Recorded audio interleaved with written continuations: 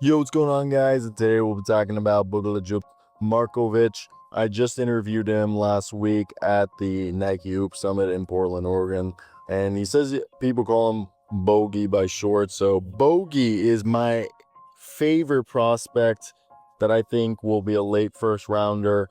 He's in the same mold as Santi Aldama and Pascal Siakam, coming in at 6'11", 255 pounds as a pass, shoot, dribble, combo, point, forward, switch big. And he's another Serbian out of the powerhouse Mega Baskets. Now, the thing with Bogey that stands out is his super smooth game with a ton of upside. As I said earlier, he has that mold of the versatile switch bigs who can also play spotlight at the three. And I think he's next in line. Markovic is showing that he can shoot the ball. For his size at almost 7 foot, for Mega, he shot almost 41% from three, 77% from free throw line. Not something you see often for a near 7-footer. And that's because he told me in the interview that he had grown to 7 foot randomly. He grew up as a point guard his whole life, and then he grew to 7 foot and had to learn how to play as a big.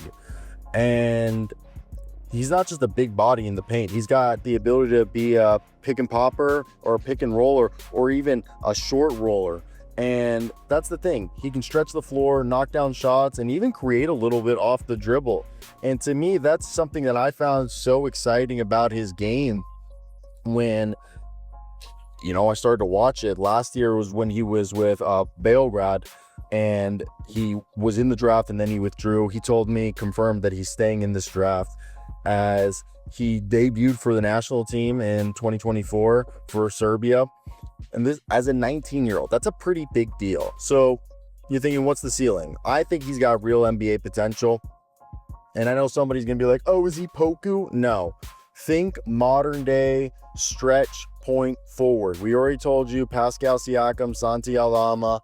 You could throw in Lauri Markkanen as another. And obviously, those are very ostentatious potentials, but he's someone who's going to be able to rebound, knock down threes, run the floor, guard fours, fives, and even some threes, and be someone that, if it all pans well, could very well at least be an all-star. And if he doesn't adapt to the NBA game, he's either going to be a serviceable role player or probably a EuroLeague MVP.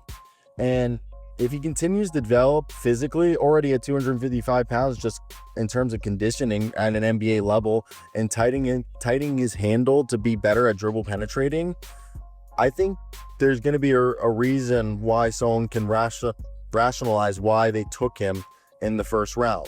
I think at the very least, he's an early second rounder. He's a name to watch.